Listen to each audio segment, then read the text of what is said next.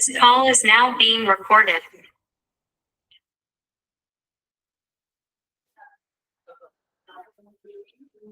Second सत्र में आप सभी का स्वागत है। जो नए सदस्य जुड़े हुए हैं उनका स्वागत है। हमारे बीच में नए सदस्य के रूप में सरिता जैन जी हैं, सेमेस्टर थर्ड में। नमस्कार। और हमारे समवाय फाउंडेशन के प्रमोटर हैं, उनका स्वागत है। कविता तोष्णीवाल जी का स्वागत है, उन्होंने किया है भी, बाद में ज्वाइन किया, फर्स्ट सेमेस्टर में शुरुआत हुई है। मुन्नी गुप्ता जी सीनियर थेरेपिस्ट है, उनका स्वागत है। प्रतिमा राव जी ने ज्वाइन किया, हमारे समवाय फाउंडेशन के प्रमोटर हैं, उनका स्वागत है। शमन कुमार जी ने ज्वाइन किया है, वो सीनियर थेरेपिस्ट हैं, लखनऊ से हैं। इसके अलावा जो नए लोग हैं, बबली सिंह ने ज्वाइन किया है, समवाय फाउंडेशन के वो मेंबर हैं। ब्रजमोहन कुशवाहा जी ने ज्वाइन किया है, वो समवाय फाउंडेशन के प्रमोटर हैं, उनका स्वागत है। बबली सिंह का स्वागत है। दिनेश चंद्र जी ने ज्वाइन किया है, उनका स्वागत है। मंगला अंबर के नाम से ज्वाइन किया हुआ है, उनका स्वागत है। नरेंद्र सिंह जी ने ज्वाइन किया हुआ, उनका स्वागत है। नीलम गौर जी ने ज्वाइन किया, उनका स्वागत है। रणवीर राठी जी ने ज्वाइन किया, उनका स्वागत है। रेखा जी ने ज्वाइन किया, उनका स्वागत है। संजय सिन्हा जी पहले से ज्वाइन कर चुके हैं। संजय टिकाले ने टिकाले जी किया, उनका स्वागत है। गूगल में नहीं हुआ, करवाऊंगी जी। शिल्पी गुप्ता जी ने ज्वाइन किया, उनका स्वागत है। उमा मिश्रा जी ने ज्वाइन किया, उनका स्वागत है। रीना वर्मा जी ने ज्वाइन किया, उनका स्वागत है। नए सदस्यों का पुनः स्वागत है। और जो पुराने सदस्य हैं वो हमारे सेमेस्टर पहले सत्र से जुड़े हुए हैं। हम लोग अभी बात कर रहे थे जेडी मेरिडियन के बारे में, ओआर मेरिडियन के बारे में। बहुत अच्छी दोनों मेरिडियन है। ओआर मेरिडियन जैसे बताया था अभी मैडम ने कि डीप लिम्फ का है। डीप लिम्फ का मतलब हुआ कि ऑर्गन पैरेंचाइमल की कोई भी प्रॉब्लम होगी तो आपको उस पर जाना पड़ेगा। तो हम लोग इसको कोशिश करेंगे कि जब भी पहले आप सुपरफिशियल लिम्फ की बात करें, उसको आप जरूर टॉक्सिन को दूर करते रहें, और उससे क्या होगा कि हम लोग काफी कुछ अपने को मुक्त कर पाएंगे उस बीमारियों से। लेकिन अगर मान लीजिए कहीं कोई किसी के साथ हो जाता है और आपके पास कोई पेशेंट आता है, तो हम लोग उसको डीप लिम्फ यानी ओआर मेरिडियन पर उसका ट्रीटमेंट देंगे। जेडी मेरिडियन को हम लोग खूब यूज करें। अगर हम लोग यूज करेंगे तो आपको बहुत सी तकलीफों से लेकिन भूलिएगा नहीं, तकलीफों से आपको छुटकारा मिलेगा, लेकिन भूलिएगा नहीं कि हम लोग चाइनीज पर है और डॉक्टर वॉल की बातें हैं।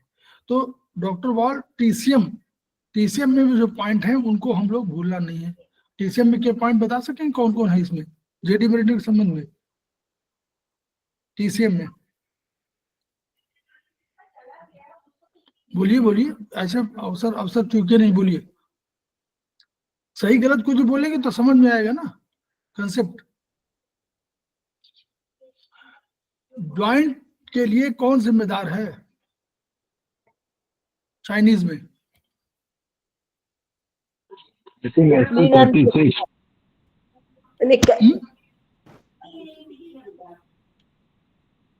ज्वाइंट क्या है अभी बताया ना, मैडम ने बताया था, नीतू जैन मैडम ने, कि ज्वाइंट है क्या? स्पाइन क्या है? स्पाइनल कॉर्ड क्या है? स्पाइन अलग है, स्पाइनल कॉर्ड अलग है। स्पाइनल कॉर्ड तो आपका टिश्यू है। कौन सा टिश्यू है? Nervous tissue. स्पाइन बोन है ना। तो बोन का ट्रीटमेंट कहाँ होगा चाइनीज में? सर यूवी पे भी होगा, टीडब्ल्यू। और किडनी को भूल जाएंगे? जी भी नहीं, किडनी तो करेंगे सर, किडनी तो मैं किडनी को भूल जाएंगे, किडनी ही तो है। हाँ किडनी बनाती है बोन, मज्जा का निर्माण करती है। तो इसलिए kidney essence sir, kidney essence, हाँ किडनी एसेंस का ट्रीटमेंट करना ही करना है जब भी, चाहे जेडी लगाएं, चाहे जेडी1, चाहे जेडी2, लेकिन उसको करिए, ठीक है। तो ऐसे सर सर्वाइकल में भी बहुत फायदा हुआ सर, अभी लगाए थे 1 महीना से।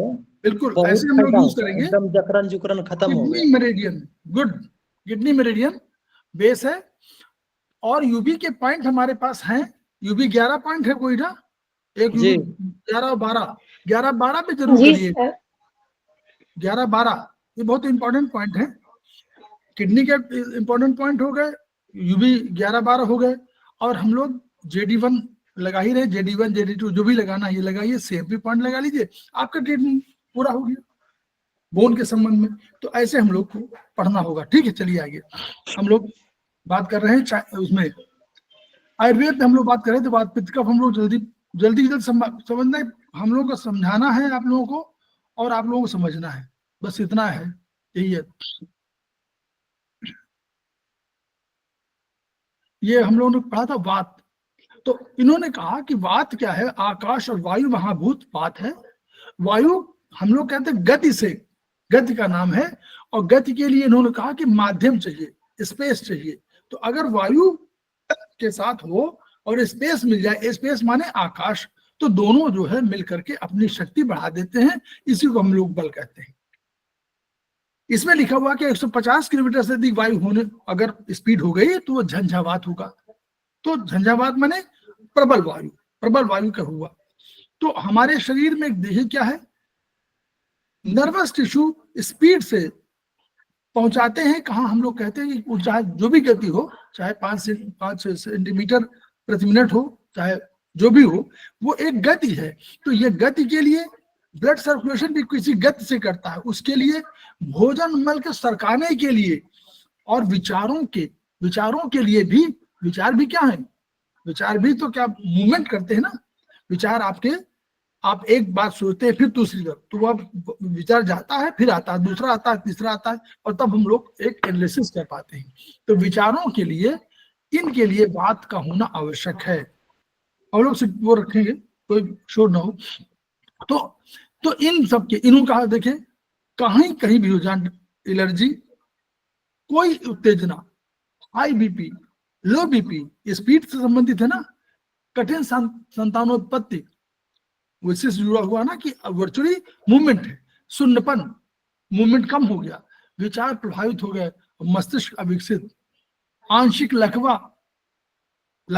दोनों जोड़ों का दर्द की बात हो रही है, जोड़ों का दर्द माने वायु, खांसी मूवमेंट, मूत्र अवरोध रुक रहा है, रुकावट है कहीं से के, कब्जियत, दौरे झटके, मिर्गी मूवमेंट, पलकों में फड़कन मूवमेंट, मांसपेशियों का रोग, कहीं जो मूवमेंट नहीं आ रहा, उनको सप्लाई नहीं हो रही, हृदय गति रोग, स्नायु रोग, हृदय रोग, ये संबंध में आपको जब भी होगा तो आपको वात के संबंध में है। हम लोग बात के बाद चर्चा कर रहे हैं, तो ऐसा नहीं कि आप ट्रीटमेंट बहुत से आपको मिलेंगे।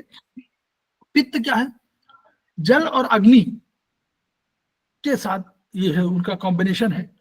पित्त टेम्परेचर को रेगुलेट करेगा, क्यों रेगुलेट करेगा, क्योंकि वही तो है जो अग्नि और जल के बीच में एक संबंध को बता रहा है।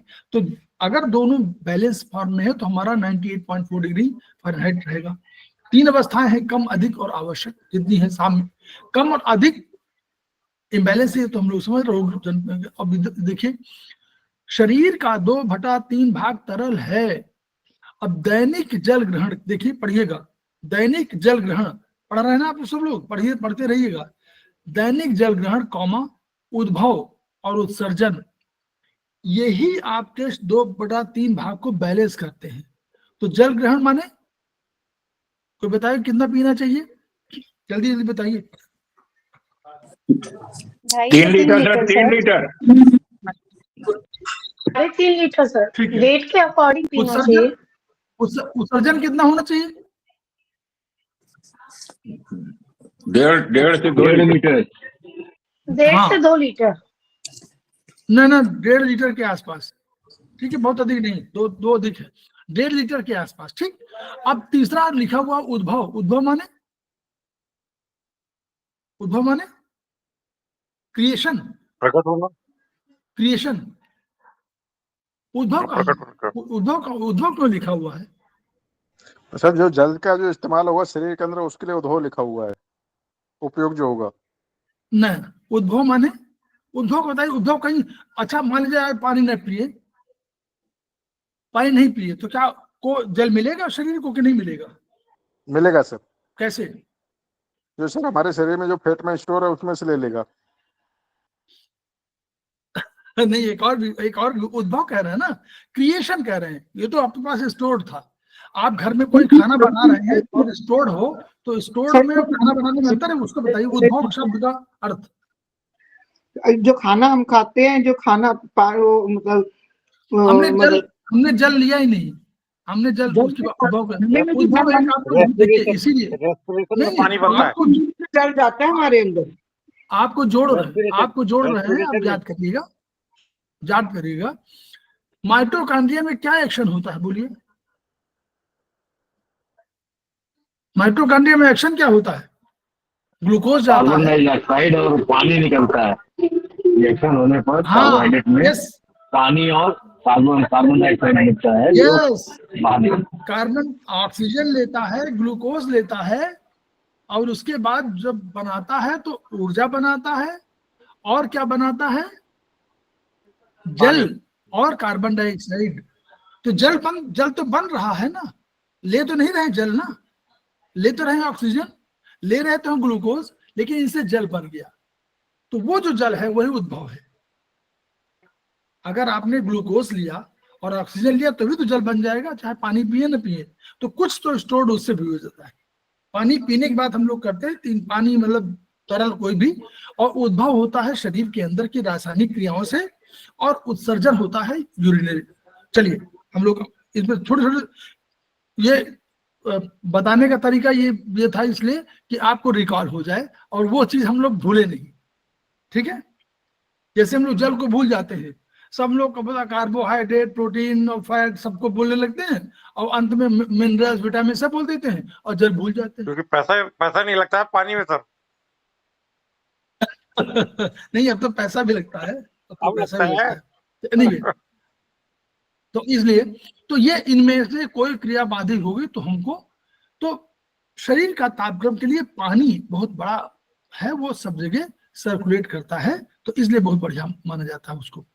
अब देखिए आगे चलिए, यहाँ कंसेप्ट चाइनीज और आयुर्वेद का थोड़ा डिफरेंट बताया गया है। उन्होंने कहा कि जो अगर कोई बर्तन हो तो हम लोग क्या मानते हैं कि अगर उसका रंग उसको अग्नि में लगा दे तो कुछ समय बाद वो काला हो जाता है। तो जो काला हो रहा है हम लोग आयुर्वेद में मान रहे हैं ये अग्नि की वजह से हो रहा है। और अगर शरीर का रंग काला हो रहा हो तो चाइनीज में हम लोग मानते हैं किसकी वजह से? किडनी की वजह से सर।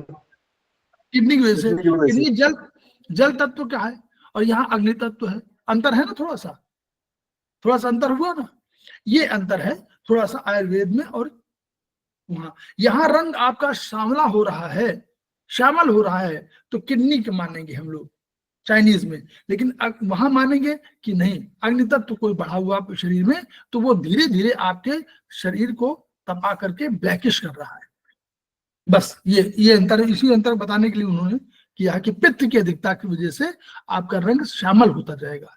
अगर पित्त आपका बढ़ता जाएगा और आप लोग गोलगप्पे में जो अलग से पानी मिलता है उसको 2-3 जो है ग्लास में पीना लगातार करेंगे, और घर में सारी तली भुनी चीजें और यही चीजें खाएंगे तो उससे पित्त बढ़ेगा, क्योंकि घर में भारतीय रसोई में अधिकांशतः चीजें पित्त वाली हैं, ठीक है, क्षारी कम है। तो इसलिए वैसी दशा में भारतीय शरीर जो है वो अधिक पित्त वाला हो जाता है। अचार हमारे बहुत बढ़िया खाते हैं हम लोग, बढ़िया से अचार, चटनी, ये सब चीजें खूब प्रयोग करते हैं। लहसुन, ये सारी चीजें, लहसुन, प्याज और सारी अधिकांशतः चीजें जो ऐसी हो जो आपको घर में किचन में मिलेंगी वो क्षारी न मिलकर के अम्लीय मिलेंगी। तो उससे वजह से, और अगर हम पानी भी न पिए और अगर हम बाहर का टॉक्सिन खूब लें तो हमारा पीएच लेवल घटने लगेगा, 7 से कम होने लगेगा। और हम लोग कह रहे हैं कि 8 होना चाहिए, आपका पीएच 8 होना चाहिए। शरीर का पीएच 8 के आसपास होगा तो आपके बॉडी सिस्टम्स बढ़िया से काम करेंगे, ये मॉडर्न साइंस कर रही है। तो इसलिए हम लोग कह रहे हैं पित्त की वजह से है ये। तो अब शरीर को इकाई के रूप में देखें, इकाई के रूप में प्रणाली के रूप में बॉडी सिस्टम सर्कुलेटरी है, डाइजेस्टिव है, नर्वस है, लिम्फेटिक है, एक्सक्रीटरी, रेस्पिरेटरी, ये सिस्टम है। अब बॉडी ऑर्गन्स वही सब सारे, ऊतक टिश्यू, प्लाज्मा वही रस, रक्त, मांस, मेद, अस्थि, मज्जा, शुक्र वाला। सेल सिस्टम में क्या है, सेल सिस्टम अलग होगा। पर शारीरिक प्रणाली के स्तर पर ये देखिए, रक्त संचरण, उत्सर्जन और नर्वस प्रणाली वात है। अगर वात की बात करें तो ये हम जो संचरण, उत्सर्जन तंत्र, एक्सक्रीटरी और नर्वस, ये वात है।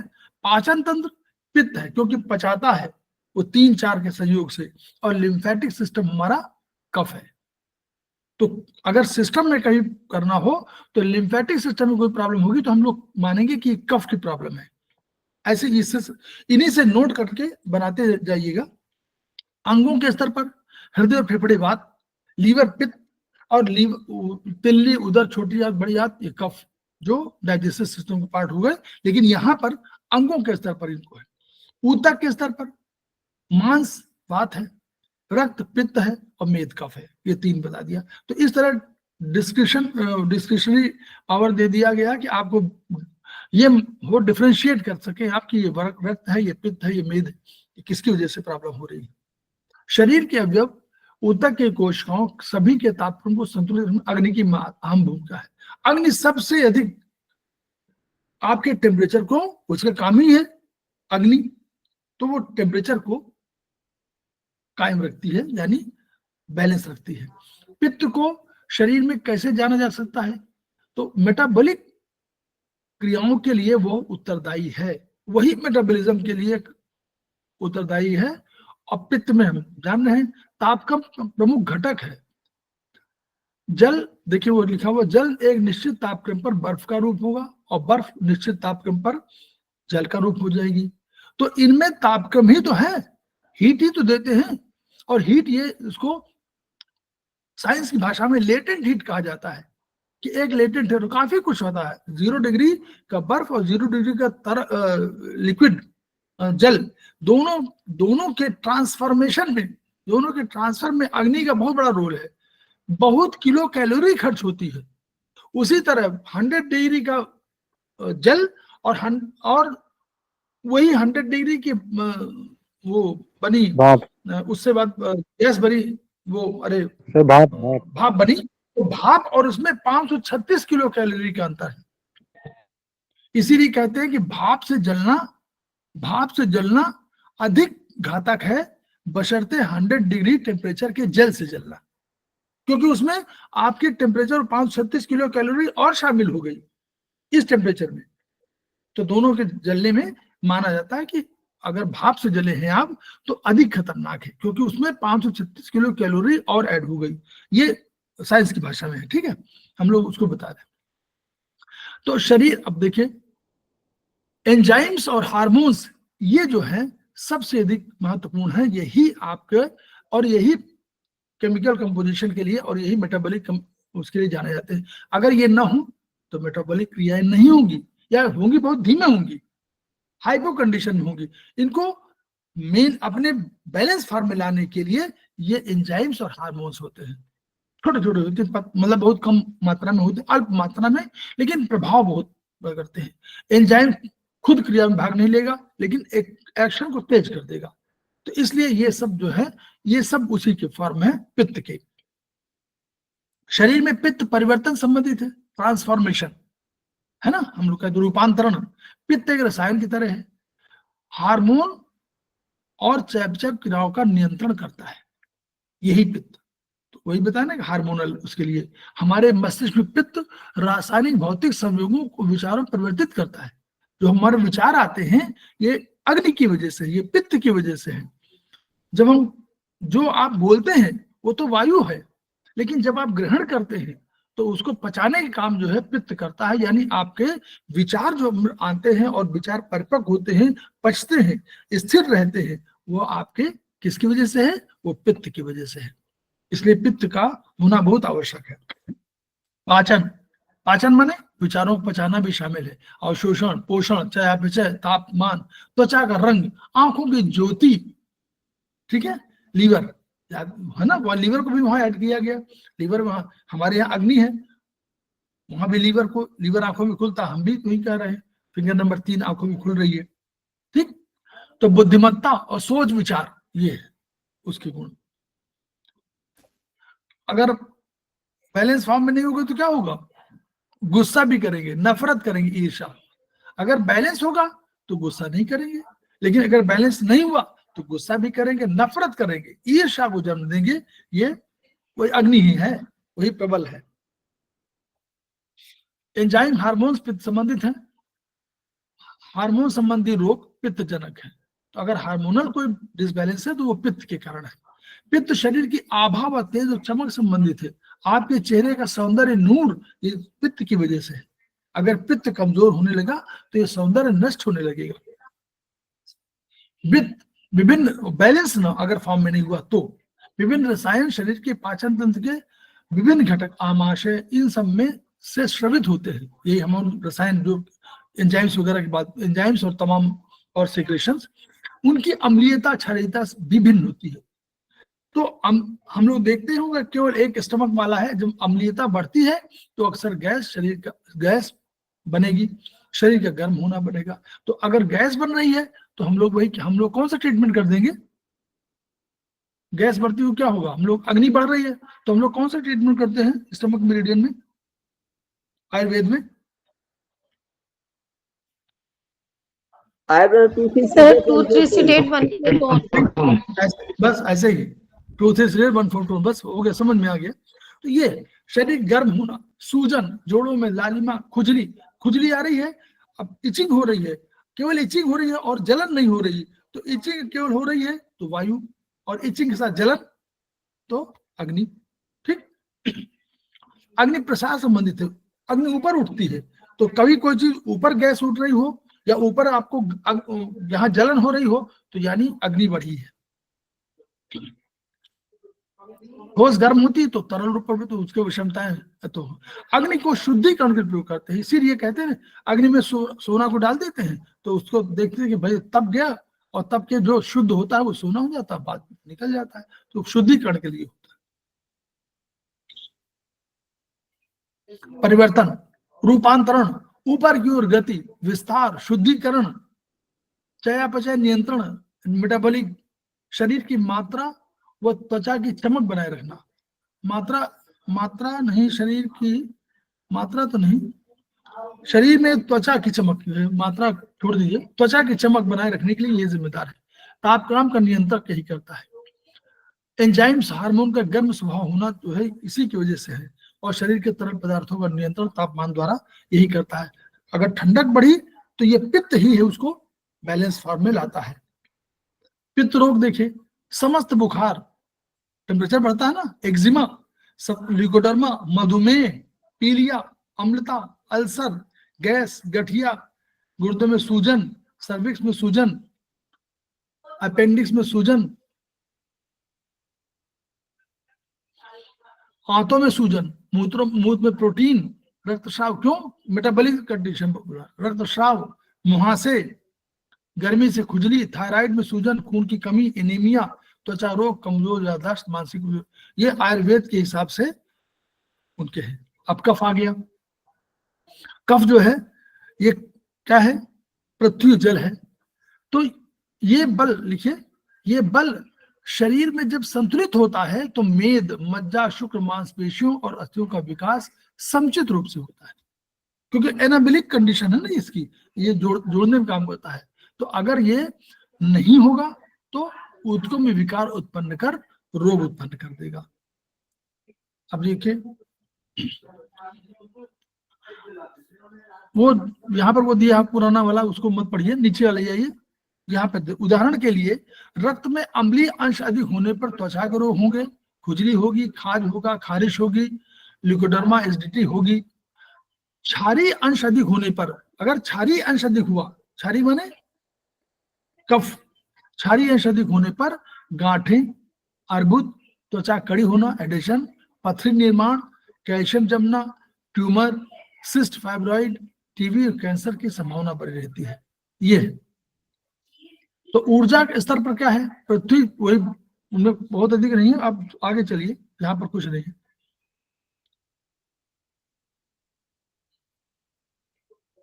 आगे छोड़िए, अब आगे हम लोग चलते हैं। ये उसके प्रमुख स्थान और गुण कर्मों की बात कर दी गई है। आप वो तो वही हम लोग पढ़ाए थे, उसी को इन्होंने एक टेबल फॉर्म में कर दिया ताकि आप उसको हमेशा याद करें। 80 प्रकार के वातज विकार, ये सब उसमें देखिए। वातज विकार में जो इनिशिएटर है ना, तो जो पहला विकार होगा इसको हम लोग क्या बोलेंगे उसमें चाइनीज में, बोलिए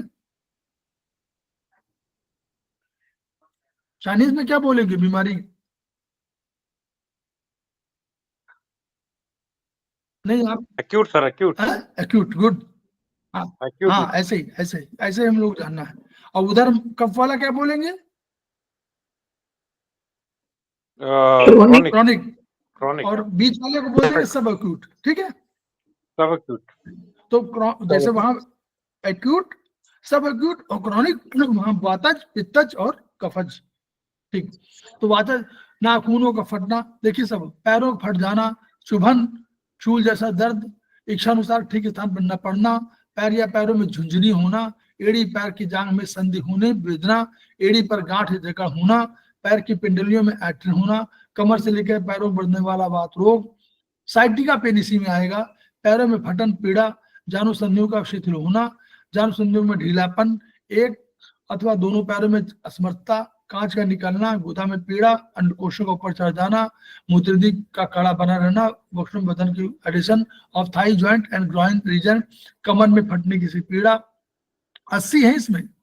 सबसे बड़ा वो है मल का अधिक निकलना, वायु का ऊर्ध्वगति का होना, कुबड़ापन, बौना होना, stiffness in the lower part of spine and the part, वो ट्रायंगल बनता है ना नीचे वाला, उसमें स्पाइन के उसमें वो वाला, पीठ का जकड़ना, पसलियों में जोड़ के मलने की पीड़ा, पेट में मरोड़, हृदय के समय गति का न होना, हृदय गति का बढ़ जाना, वक्ष प्रदेश में रगड़ लगने की पीड़ा, फुफ्फुस हृदय में गति की रुकावट, वक्ष में सुई चुभने की पीड़ा, गले का जकड़ना, हाथ में पतलापन, गर्दन का अकड़ना, स्वर भेद का होना, स्वर भेद, दांतों का ढीला, बोलने में असमर्थता, ठुड्डी की चोट, होंठ का फटना, आंखों में आंसू आना, दांत का झड़ना।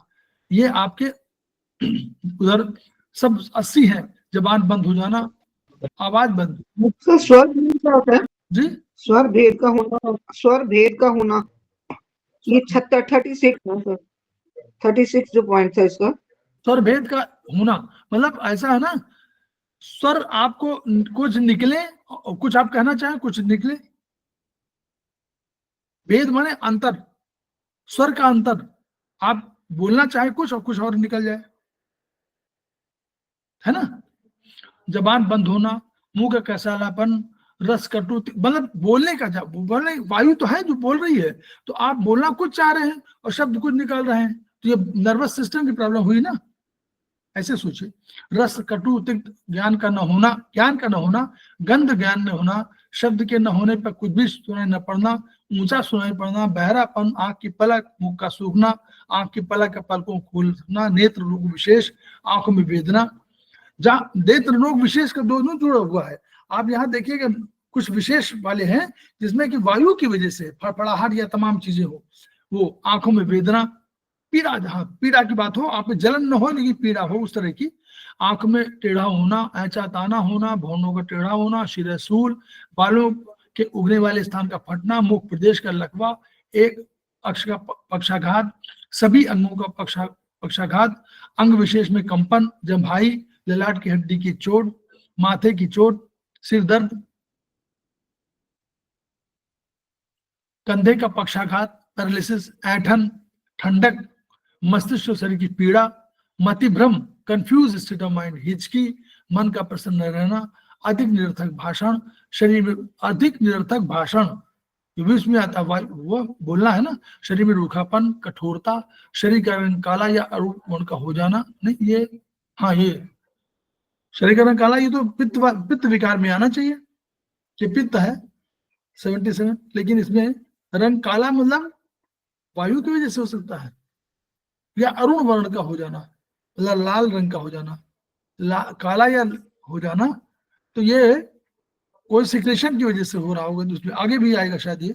निद्रा नाश, अनिद्रा, चित्तवृत्ति का स्थिर न होना, अब फिर पित्त विकार, पूरे शरीर में जलन, शरीर के किसी क्षेत्र विशेष जलन, देखिए जहां जलन शब्द आ गया, सामान्य जलन, नेत्र आदि का दाह जहां जलन है, गला से धुआं निकलने की प्रतीति, खट्टी डकार का आना, मेटाबॉलिज्म, हाथ पैरों की जलन, शरीर की भीतरी अवयव में जलन, कंधे में जलन, शरीर में अधिक गर्मी अनुभव करना, अधिक पसीना आना, अंगों से विशेष प्रकार गंध का आना, अंग विशेष में फटने की पीड़ा, रक्त का पतला होना, मांस का सड़ना, त्वचा में दाह, त्वचा का फटना, चमड़े का फटना, लाल वर्ण का फोड़ा, रक्तपित्त भी एक वो है, तो शरीर भर में लाल लाल चकत्ते हो जाना, नख नेत्र मुंह में हरापन, नख नेत्र मुंह में हरापन, पीलापन, हरापन पीलापन को भी, शरीर अवयव का नीला पड़ना, रोग विशेष कोई होगा पर्टिकुलर उसमें अलग, कांख में टीस भरा फोड़ा, मुख का तीतापन, मुख से रक्त की गंध का आना, मुख से सड़न की गंध आना, स्टमक हीट, प्यास का अधिक लगना, भोजन अथवा जलपान से तृप्त न होना, सेटिस्फेक्शन न होना, मुख का पक जाना, गला का पकना, आंखों का पकना,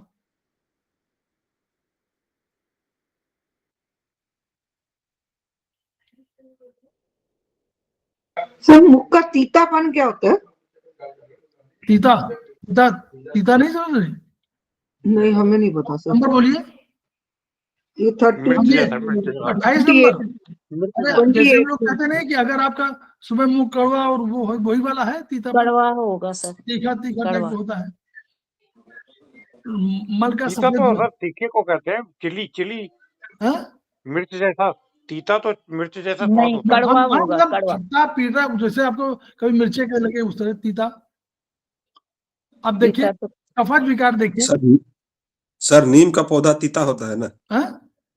नीम का पौधा कड़वा होता है, कड़वा नॉट तीता। कड़वा से मतलब है नहीं, तीता तो मिर्चा होता है, मिर्चा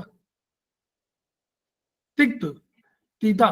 कफज विकार देखिए, तृप्ति सेटिस्फेक्शन, जब उंघाई, ड्राउजीनेस, एक्सेसिव स्लीप, शरीर में गीलापन, भारीपन, शरीर में भारीपन, भारी होता है ना, शक्त होने पर कार्य न करने की इच्छा, मुख में मधुरता, लार का चूना, बार बार कफ निकलना, मल की अधिकता, शरीर के समस्त मल द्वारों से मल का अधिक निकलना, बल क्षय, कफ से हृदय का लिप्त होना, जबकि यहाँ बल बढ़ना चाहिए लेकिन बल क्षय हो रहा, तो यही कारण है।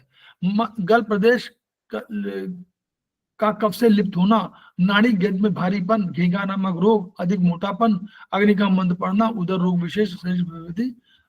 तो ये 20 है, तो 80 है वायु के, वात के, और उसके 40, उसका आधा 40 है आपके पित्त के, और उसके आधा 20 है आपके।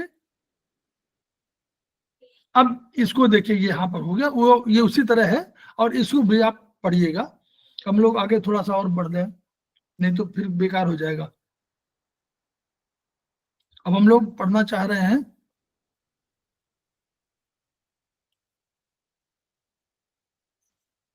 रस रक्त। देखिए रस, ये है, ये देखिए, ये धातु निर्माण। अब हम लोग देखिए, जो अभी तक हम लोग वात पित्त कफ समझ रहे थे, तो आयुर्वेद ने कहा कि ये और धातुएं, उन्होंने कहीं कहीं पूरे को धातु कह दिया है।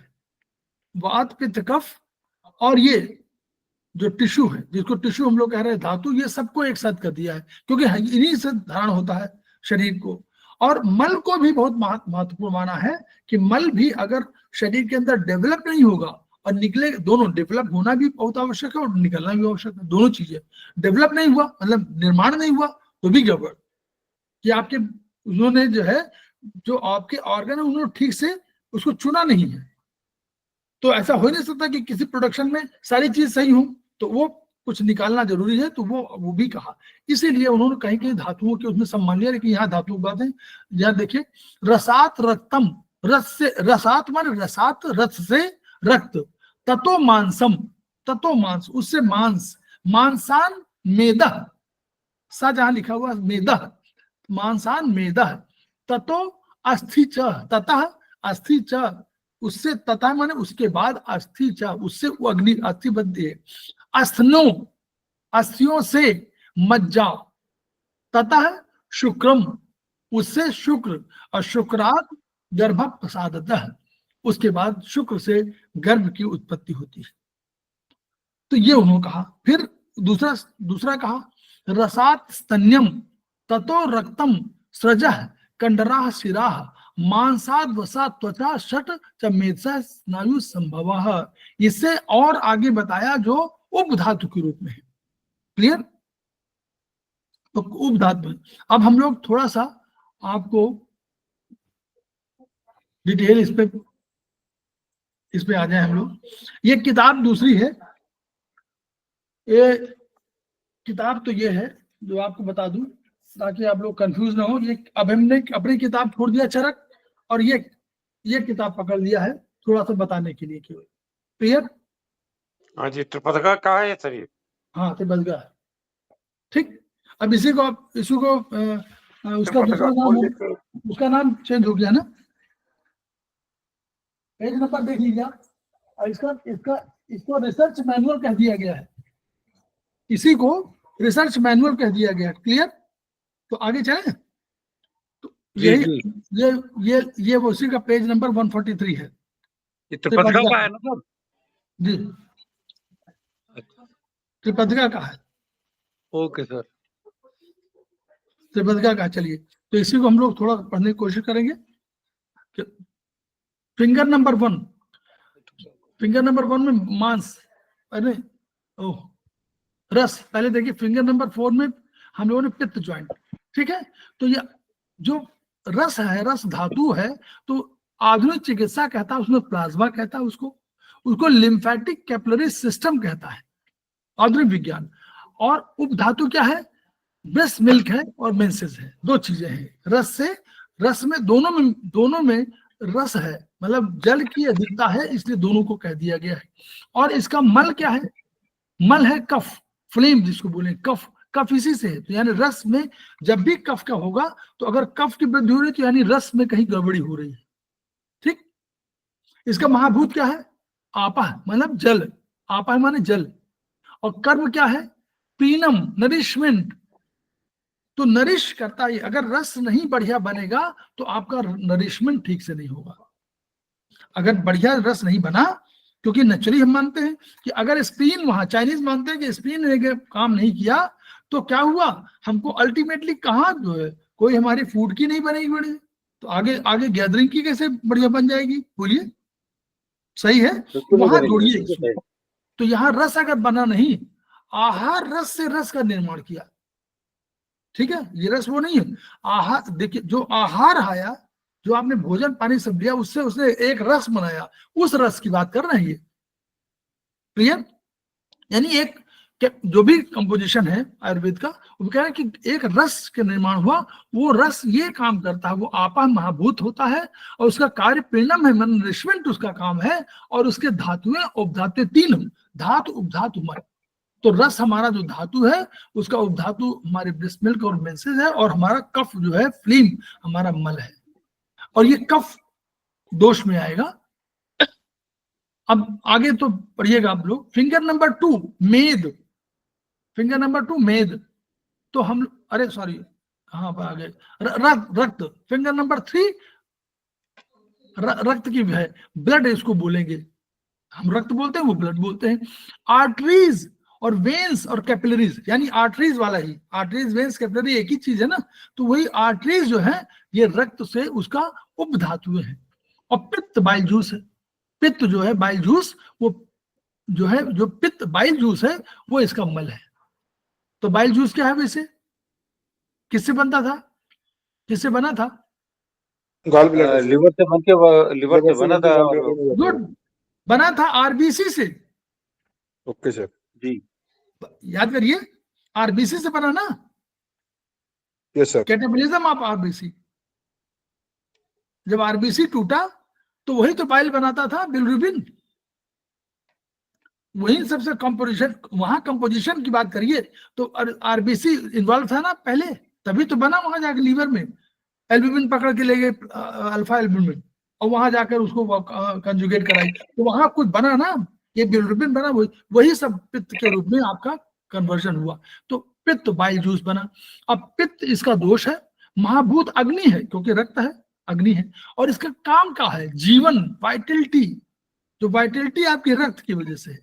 अगर रक्त कम हुआ तो आपका जीवन, वाइटलिटी आपकी घटने लगेगी।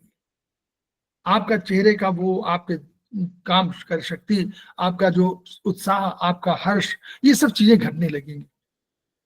तीसरा, फिंगर नंबर 3, इसी को बता रहा हूं ताकि बहुत आवश्यक है। फिंगर नंबर 1 हम लोगों ने कहा था 3 4 से शुरू किया था, 4 और 3, और फिर हम लोग 1 नंबर पे आ गए थे, मांस।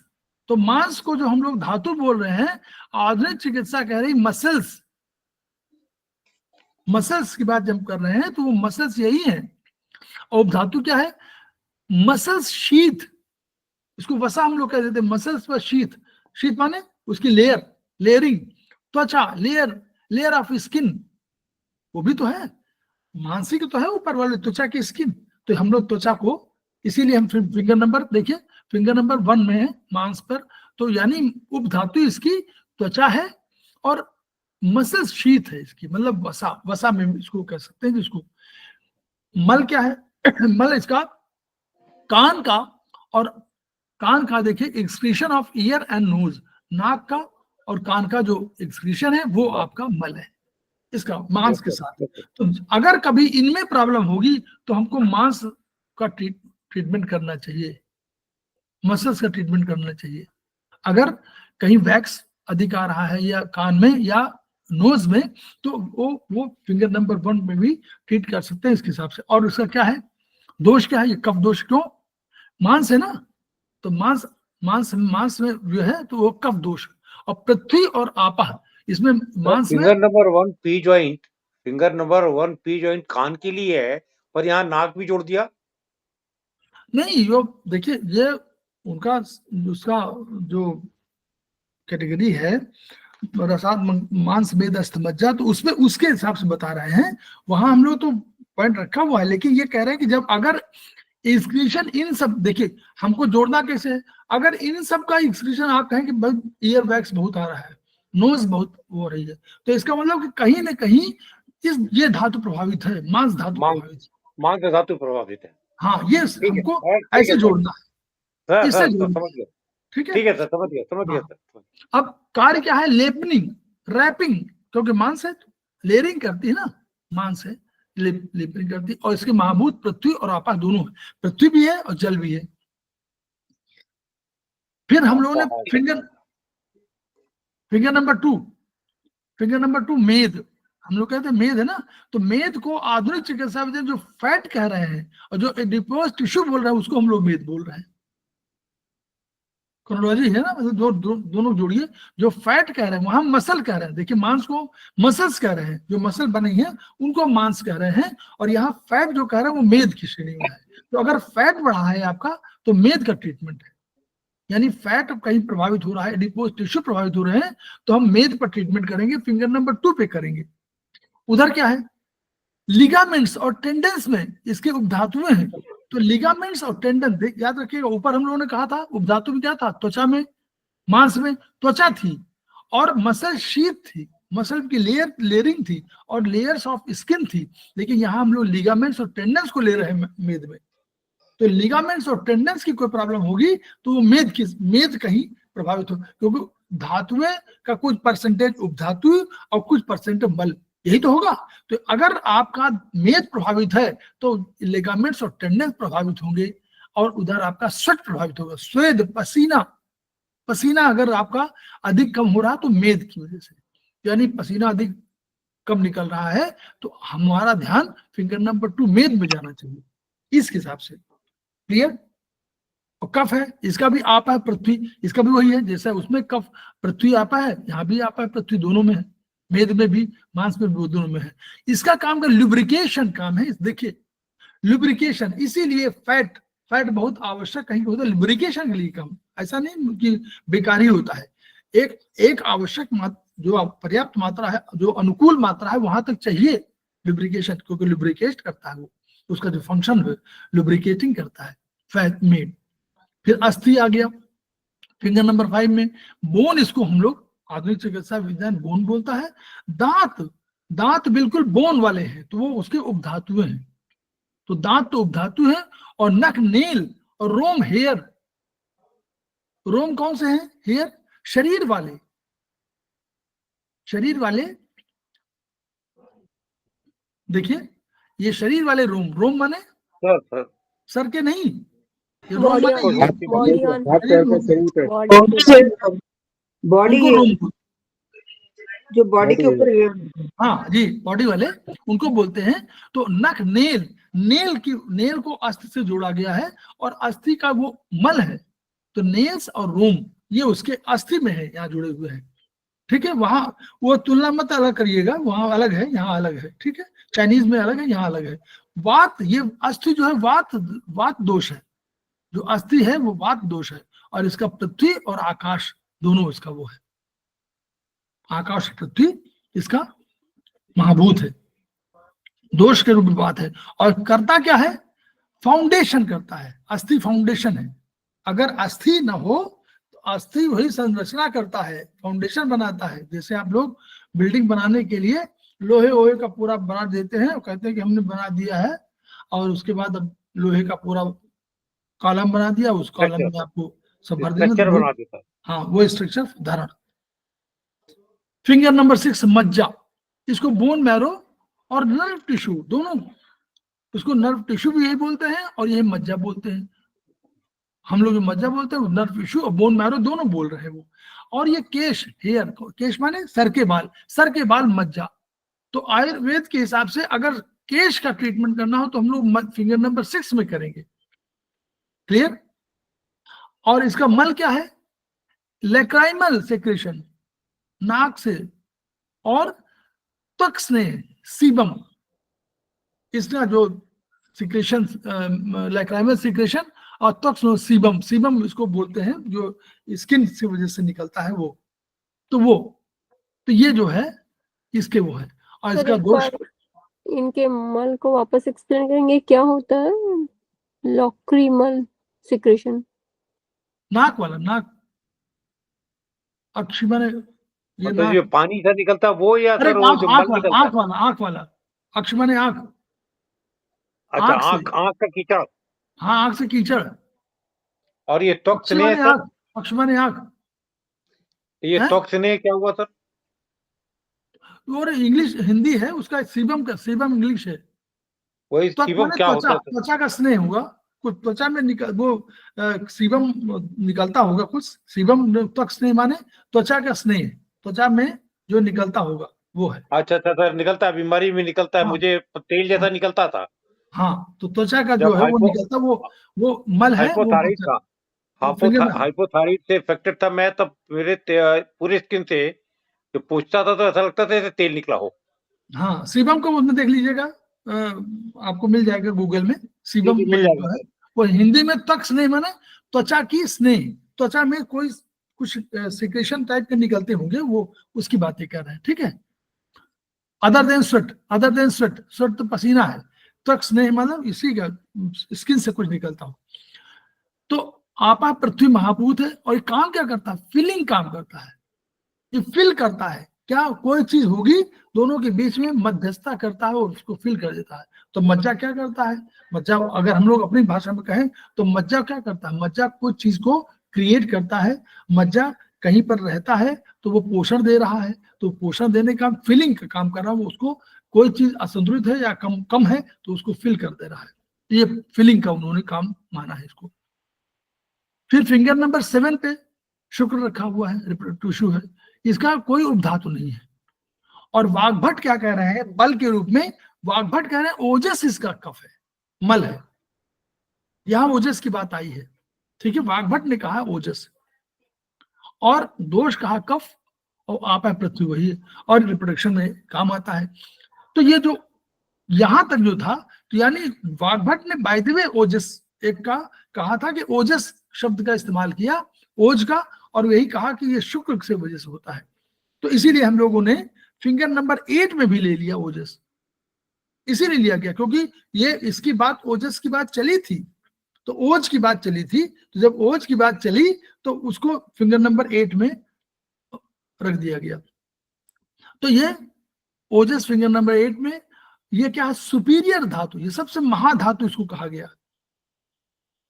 ये उपधातु नहीं, महाधातु है। ये क्या है, superior, supreme refinement of dhatus. It is produced only when all dhatus are healthy and functional.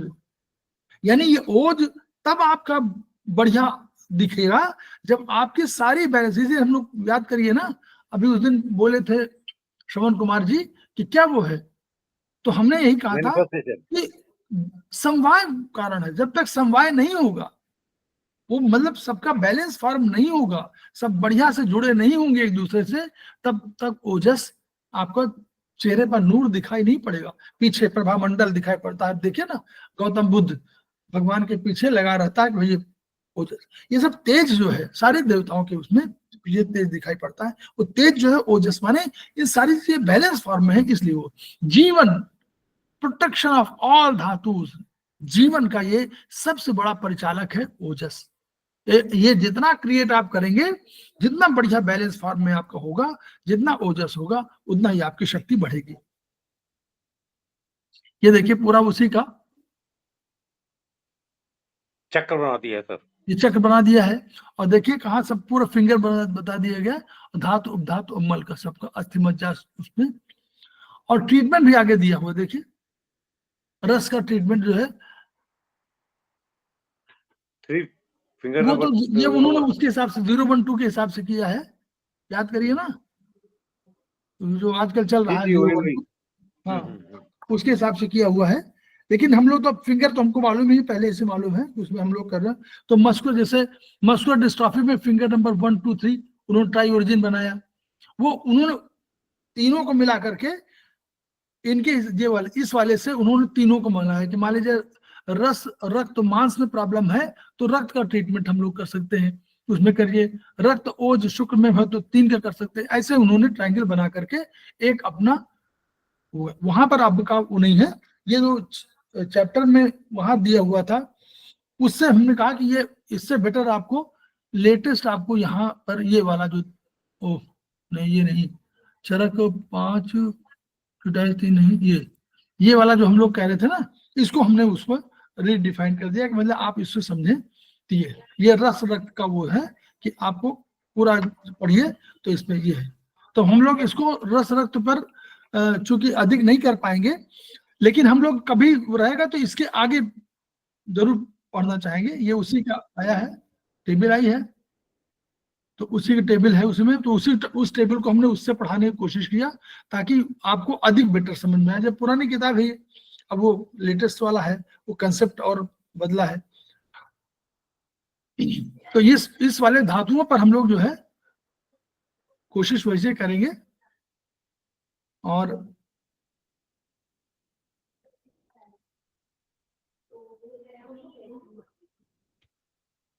तो हम लोग जैसे कोई बात करेंगे जहां कहीं होगा, और जो उसके धातुओं उपधातुओं मल में कहीं प्रॉब्लम होगी तो हम लोग धातुओं पे ट्रीटमेंट भी कर सकते हैं, ये उसका अर्थ है। तो धातु ही नहीं, उपधातु का भी ट्रीटमेंट कर सकते हैं, हेयर फॉल भी उसमें जो ट्राइपॉड बना हुआ है उसके हिसाब से। हाँ वही तो ये उसमें है, रस धातु का होगा, रस धातु का ट्रीटमेंट आप कर सकते हैं। रक्त का ट्रीटमेंट, रक्त दूषित होने के कारण ये होगा, दूषित जन रोगी होंगे। त्वचा में देखिए, त्वचा में बहुत वो है, लेकिन हम लोग त्वचा के लिए ये त्वचा में समझ लीजिए, थोड़ा सा बता दें केवल। त्वचा में कुछ नहीं हम बताना होगा। त्वचा में आप पढ़ेंगे अभी इंटीग्यूमेट्री सिस्टम में पढ़ेंगे, तो उसमें आपको 7 लेयर, 5 लेयर ऊपर की और एक डर्मिस। तो डर्मिस में 2 लेयर का कंसेप्ट आएगा, 2 लेयर का कंसेप्ट आएगा। तो जब 2 लेयर कंसेप्ट आएगा तो ये, क्योंकि नीचे का एक आएगा और एक थोड़ा सा वो है डर्मिस, लेकिन डर्मिस के 2 लेयर अपने आप दिखाई मतलब पढ़ेंगे तो या तो 6 मानेंगे या 7 मानेंगे। क्लियर? ये देखिए बहुत पहले, ये तो कब बताएंगे, बहुत बाद में बताएंगे। यहाँ कहा देखे, शरीरे षट त्वचा तद्धा उदरधरा त्वक बाह्य द्वितीय त्वग्धरा तृतीय सिद्ध किलास संभवाधिष्ठाना चतुर्थी दद कुष्ठा संभवस्थाना पंचमी षष्ठी तु यस्याम छिन्नाया ताम, मतलब 6 त्वचाएं उन्होंने पहले से बता रखी थी। और मुझे लगता है सुश्रुत जी ने 7वीं त्वचा का भी नाम दिया हुआ है। यानी 7 त्वचा पहले से बनाई जा चुकी है और ये 600 BC के पहले की है भाई। और मॉडर्न साइंस उसको कब कह रही है, ये अंतर समझिए। ये सब पहले से लिखा हुआ है, तो ये पहले से जो लिखा हुआ है वही चीज साइंटिफिक उन्होंने साइंटिस्ट ने, मॉडर्न साइंस ने वही कह दिया। तो 6 त्वचा तो पहले कह ही रहे थे वो, आप भी 6 कह रहे हो, आप पढ़िएगा 5 और 6 उसमें। और ये 6 और 7 की बात कर रहे हैं, 6 या 7। तो उन्होंने जैसे उन्होंने 7, अगर डर्मिस को आप 2 भागों में बांट ले तो 7 हो जाएंगी, नहीं तो 6 रहेंगी। पूरा जो है देखिए, प्रथमा त्वचा की ऊपरी परत है, जल को धारण करती है, निर्जलीकरण को रोकती है, पानी को बाहर नहीं निकालती, जब तक आपको अगर कम पानी है तो रोक देती है। द्वितीय रक्त को धारण करती है, ऊपरी परत नष्ट हो जाए तो इस पर रक्त का श्रवण नहीं होता। तृतीय त्वचा का अंश है जहां पर ल्यूकोडर्मा की उत्पत्ति होती है। चतुर्थी यहाँ पर रिंग वर्म की उत्पत्ति होती है। पंचमी यहाँ पर फोड़े फुंसी का निर्माण होता है। षष्ठी इस भाग में मोटी गहरी जड़ों फुंसियों की उत्पत्ति होती है। अब इसके हिसाब से अगर फिंगर नंबर हमारे पास कौन सा फिंगर नंबर है? 1 नंबर। 1 नंबर है। तो अगर कभी हमको लग रहा है कि आप जल वाले कोई पॉइंट पर है तो आप फर्स्ट स्पाइरल लगा दीजिए, रक्त वाले पॉइंट पर द्वितीय लगा दीजिए, आपका रिकोडर्मा है तो 3rd लगा सकते हैं, 3rd स्पाइरल पे कर सकते हैं। चतुर्थी है लेप्रोसी वाला, उसमें आ रहा तो आप 4th स्पाइरल लगा सकते हैं। फोड़े फुंसी वाला तो 5वीं लगा सकते हैं, 5th स्पाइरल और 6ठे स्पाइरल। तो ये उस फिंगर नंबर में इतने स्पाइरल से हम लोग काम कर सकते हैं। और जो हमको ट्रीटमेंट करना वही से करना है। जल बढ़ाना है, जल घटाना है, अग्नि बढ़ाना है, अग्नि घटाना है, वो हम लोग जानते हैं। 2 3 सीडेड 1 फोटोन या 4 5 सीडेड 3 6, जो हमको समझ में आता है वो हम लोग वहां पर प्रयोग करेंगे। लेकिन ये कहाँ ट्रीटमेंट करेंगे और किस पर करेंगे, ये त्वचा के संबंध में है। अभी आप लोग देखिएगा आगे चल के। देखिए ये लिखा है, त्वचा के रोग में खुजली होने पर आप क्या करेंगे? 1 स्पाइरल पर देंगे। खुजली के साथ जलन पर 2 स्पाइरल देंगे। फिर SF सफेद दाग के लिए 3rd स्पाइरल देंगे। कुष्ठ रोग के लिए 4th स्पाइरल का चयन करेंगे। त्वचा पर पस के लिए 5th स्पाइरल, काली लाल पस के लिए 6th स्पाइरल। तो इस तरह हम लोग का इसका ट्रीटमेंट होगा। हम लोगों ने ये बता दिया और इतने पर हम लोग अभी इस चैप्टर को ये अभी समाप्त मानते हैं। जब हम लोग को कोशिश हम लोग करेंगे कि जब चौथे सेमेस्टर में हम लोग आएंगे तो हमारे पास चौथे सेमेस्टर के संबंध में संभावना समझ लीजिए। चौथा सेमेस्टर हमारा 5-6 अप्रैल के आसपास शुरू होगा। उसमें हमारी कोशिश है कि जो कुछ हमारी फैकल्टी हैं वो कह रहे हैं कि वो कोई सेमेस्टर ज्वाइन किया उन्होंने, तो उनके क्लासेस जो होंगे हम 10-12 तक, क्योंकि अगर संभावित ये है कि एसपास के क्लासेस 12 अप्रैल से शुरू हों। श्री शर्मा जी, क्या आपका विचार है, कब से शुरू हो रहे हैं? सर लगभग कोई 12-15 अप्रैल से ही शुरू होंगे क्लासेस।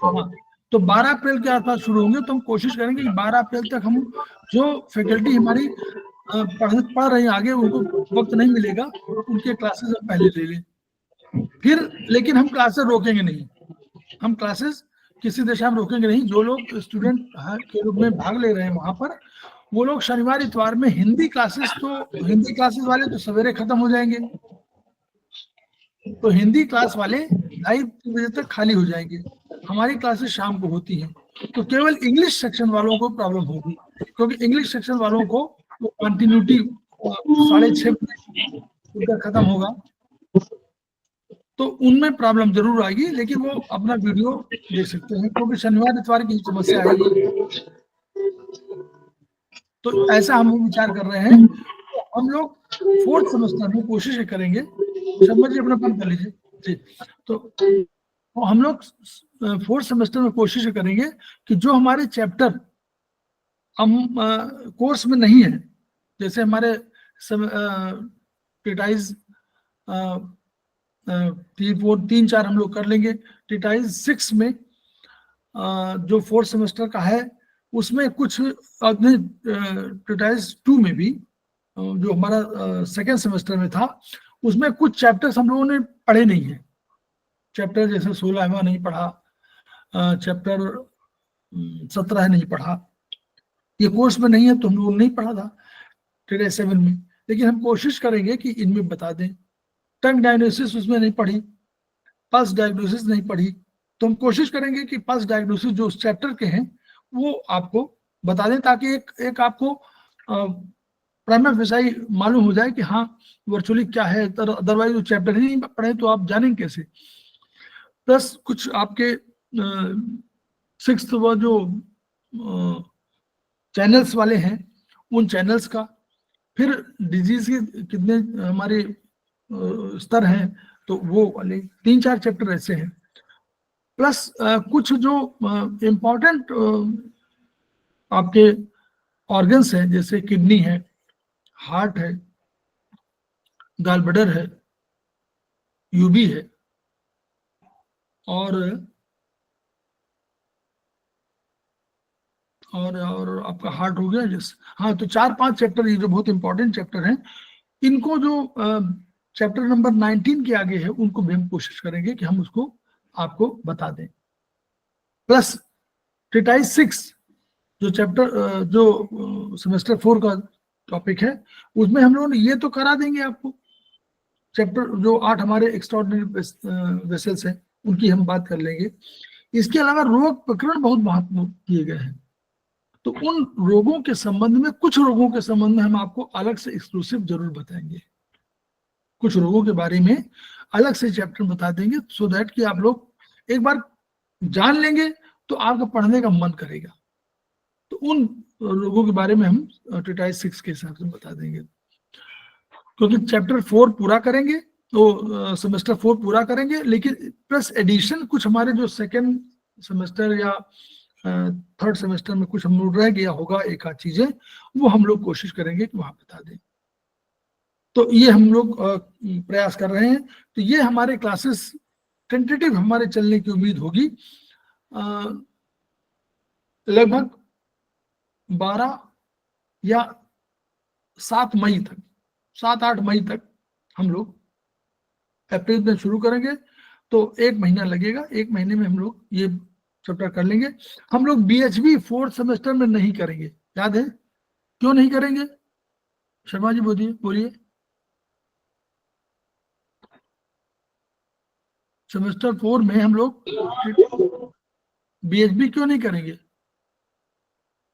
क्योंकि वो चैप्टर रिपीटिशन है, लास्ट 3 क्लासेस का रिपीटिशन है, वो पढ़ चुके हैं हम लोग। 1st, 2nd, 3rd में पूरा किताब पढ़ चुके होंगे, तो 4th सेमेस्टर रिपीटिशन मतलब आपको दोबारा जो है रिवाइज करने का है, तो रिवाइज करते रहिएगा, वो सब आपको मिलेगा। तो इसलिए उस पर नहीं ध्यान देंगे, लेकिन हम चाइनीज और आयुर्वेदिक पर हम लोग ध्यान देंगे, और ये हम लोग करेंगे। तो जो स्टूडेंट हमारे काम कर रहे हों, जो उसमें आगे पढ़ रहे हों, उनकी थोड़ा सा परेशानी हो सकती है। जैसे मुन्नी गुप्ता जी मैडम तो पढ़ने, वहां तो क्लास ज्वाइन नहीं किया आपने, ब्रजमोहन जी ने ज्वाइन किया होगा, श्रवण कुमार जी ज्वाइन किया होगा, सत्यवती मैडम ने ज्वाइन किया नहीं किया सर, मैंने ज्वाइन नहीं किया। Very good. सुरेश शर्मा जी ने ज्वाइन किया होगा। मैंने छोड़ दिया उस तरफ से। अच्छा, शर्मा जी ने वो कर रहे हैं। नहीं, मैं कर रहा हूँ सर। हाँ। सर स्कूल कर रहा हूँ मैं। कविता मैडम कर रही हैं सर। कहाँ पे? एसपस में। एसपस की तो भी शुरू नहीं कर रहे हैं। एसपस की क्लासेस तो शुरू नहीं हुई ना अभी। एसपस में नहीं आप? एसपस से ही है सर। हाँ, वही कह रहे हैं, एसपस में कर रही होंगी ना, वही तो कह रहा हूँ आपको कि आप कोर्स कर रही होंगी, तो आपको थोड़ा सा, आप लोग जो कोर्स कर रहे हैं उनको थोड़ी समस्या हो सकती है, Saturday Sunday specially. Satyavati madam आप भी कर रही हैं सर? हाँ, तो आपको प्रॉब्लम हो सकती है। ब्रजमोहन कुशवाहा जी? जी हाँ सर, मैं भी कर रहा हूँ। हाँ, तो उनका जो लोग कर रहे हैं, प्रभजीत कौर जी कर रही होंगी, तो जो लोग कर रहे हैं उनको थोड़ा सा समस्या सैटरडे संडे में हो सकती है, और दिन तो फ्री रहेगा, लेकिन वही प्रॉब्लम उतनी नहीं होगी। हिंदी वालों को नहीं अधिक होगी, हिंदी वाले शाम को 2 क्लास अटेंड कर सकते हैं। हाँ, इंग्लिश वालों को क्लैश करेगा उसी समय, क्योंकि वहां भी किताब वहां 7:30 तक खत्म होगा सर और हम हम लोग तो को 6:30 शुरू हो जाएगा। सर हम तो ये सोच रहे थे एक संडे ऑफ भी होना चाहिए ताकि कम से कम रिकॉल कर सके, पूरा वीक का स्टडी होना, रिकॉल करने का टाइम नहीं मिलता। मेरे साथ तो अभी भी प्रॉब्लम है, तो हम मुझे बता सकते हैं। सेंटर चलाता हूँ 4:30 से लेकर के 6:30 7 बज जाता है, उसके बाद मैं आपको ज्वाइन कर पाता हूँ। नहीं तो नहीं, आप लोग क्या क्या कह रही हैं बताइए। सर केवल संडे ऑफ होता है तो थोड़ा सा रिकॉल कर सकते हैं जो भी वीक में पढ़ाई हुई अच्छा, है। मतलब हम लोग सैटरडे तक ले, संडे न ले। हाँ सर, मतलब थोड़ा सा रिकॉल करने के लिए टाइम ही नहीं मिल पाता अच्छा, बिल्कुल कोई ही। बात नहीं, ठीक है, तो हम लोग इस पर विचार करेंगे। असल में हो क्या रहा है कि जो हम लोग प्लानिंग कर रहे हैं कि आगे हम लोग और पढ़ाएं, तो वो ये भी चाहते हैं कि हम लोग 15 मई के आगे न ले जाएं। कारण कि 15 मई के आगे ले जाने पर आपको जो आप लोग प्रोजेक्ट बनाएंगे, कोई असाइनमेंट हाँ, बनाएंगे, असाइनमेंट लिखना पढ़ाई होता है। करेगा और 15 जून के आसपास एग्जाम होगा, तो उसके लिए प्रिपरेशन आप लोग करें। हम लोग अपना कुछ जो हमारे स्टूडेंट नहीं कहीं कोई क्लास ज्वाइन की होगा, उनके लिए हम लोग कुछ कवायद करते, मतलब कुछ नए चीजें बताते रहेंगे। ये हम लोग प्लानिंग थी, क्योंकि हम चाहते हैं कि देखिए, हम ये मेरा काम नहीं, मेरा काम ये है कि हम उस ज्ञान को जितना बता ले जाएं। भाई हमारे पास उतना या तो हम 1 महीने जो हमारे फैकल्टी काम नहीं, मतलब आगे क्लास नहीं कर रहे हैं, या तो उनको छोड़ दें कि अब कुछ नहीं करना है, और हम भी अपना हम भी आराम कर सकते हैं, कोई दिक्कत नहीं है। लेकिन यह है कि अगर वो उनको ये मन हो कि हम लोग आगे कुछ करें, तो कुछ स्पेशल क्लासेस तो चला ही सकते हैं हम लोग। Yes sir. सर भी जुड़वाएंगे सर, ताकि आप कंटिन्यू रह सकें सर। आप ये तुम कह रहे हैं कि हम जी सर, सही बात है। चाहते हैं जी, नए जुड़ेंगे, जो नए लोग हमारे साथ जुड़ेंगे इसमें नए लोग जुड़ेंगे, उनको आप चाहेंगे आप ज्ञान सर इसीलिए हम कह रहे हैं, नहीं हम कोशिश ये कर सकते हैं कि हम संडे छोड़ दें। हम ये प्लानिंग कर सकते हैं कि संडे हम छोड़ दें, एक दिन हम छोड़ दें, ये प्लानिंग कर सकते हैं। हमें कोई उससे फर्क नहीं पड़ेगा, उससे हमारे 4 दिन और आगे बढ़ जाएंगे, कोई अंतर नहीं पड़ेगा। लेकिन हम तब लेकिन हमको जैसे हमने कहा ना कि हमने प्लानिंग किया हो कि इतने हमारे कोर्सेज हो, फिर हम लोग देखिए कोई स्पेशल क्लासेस होगा अभी जो हम चलाएं, तो उनको अब वो हम संडेज में, सैटरडे संडे नहीं चाहेंगे, उनको चलाएंगे वर्चुअली दिन, मतलब किसी समय वो और वीक डेज में उनमें चाहेंगे कि वो जरूर, जैसे मान लीजिए कोई स्पेशल क्लास हो, मान लीजिए हम ये कर देंगे कि हम मंडे से लेकर फ्राइडे तक में वो चलाएं जो हम स्पेशल चाहते हैं कि आप लोग उसको जान जाएं, जो हम लोग कहीं पढ़ाते नहीं, और लोग मतलब कोर्स में नहीं पढ़ाते हम लोग। तो ऐसी क्लासेस हम सैटरडे छोड़ करके हम इन्हीं दिनों में चलाएं। वो आप लोग जरूर अटेंड कर लीजिएगा, और नहीं अटेंड कर पाएंगे कोई तो उसको वीडियो में देख जरूर लीजिएगा। हम स्पेशल डाल देंगे उसको कि स्पेशल क्लासेस के रूप में है, तो थोड़ा सा वो करिएगा ताकि ज्ञान और बढ़ाइए। समय देखिए, समय तो 6 महीने ऐसे खत्म हो जाता है। आपको लगता होगा यस सर। खत्म हो जाएगा, आपको लगेगा अरे 6 महीना हो गया। तो और पढ़ाई और ज्ञान, न पढ़ाई कभी खत्म होगी, न ज्ञान कभी सर मिलने से कम हो, मतलब मिलता रहेगा और कभी प्राप्त नहीं हो पाएगा। ज्ञान प्राप्त करने की दिशा में तो आप कह लीजिए 90% ज्ञान, 20% ज्ञान, 40% यही होता रहेगा। ज्ञान 100% कभी नहीं होगा। ज्ञानी केवल ईश्वर है, उसके अलावा कोई ज्ञानी नहीं है, वही 100% वाला है। हम लोग सर हमारे साथ आपके सर हमारे साथ आपके साथ जुड़े हुए 4 लोग ऐसे हैं जो फर्स्ट सेमेस्टर में एडमिशन ले रहे हैं एक्सप्रेस में, वो अभी तक कंटिन्यू कर रहे हैं, और most probably they will be learning more and more with you only sir. नहीं, वो तो है, देखिए हम ये नहीं कह रहे हैं, पर एक्चुअली जो है समय अधिक देंगे, कोई भी समय अधिक देगा, आप भी समय देंगे, कोई आप देना शुरू कर देंगे, जिसको भी देना शुरू कर दें जहां कभी, तो उसको कुछ तो ज्ञान जाएगा ही। देखिए हम लोगों ने एक और शुरू कर दिया है, श्री शर्मा जी, हम लोग शुरू कर रहे हैं कि जो हमारे सेमेस्टर, जो जैसे हमारी जहाँ जो हमारे साथ जुड़ गए लोग और हमारे यहाँ उन्होंने ज्वाइन कर लिया बाय द वे कोऑर्डिनेटरशिप में, तो मेरी जिम्मेदारी और बढ़ गई। अब हमने फर्स्ट सेमेस्टर पूरा कर लिया था, वो बाद में ज्वाइन किए।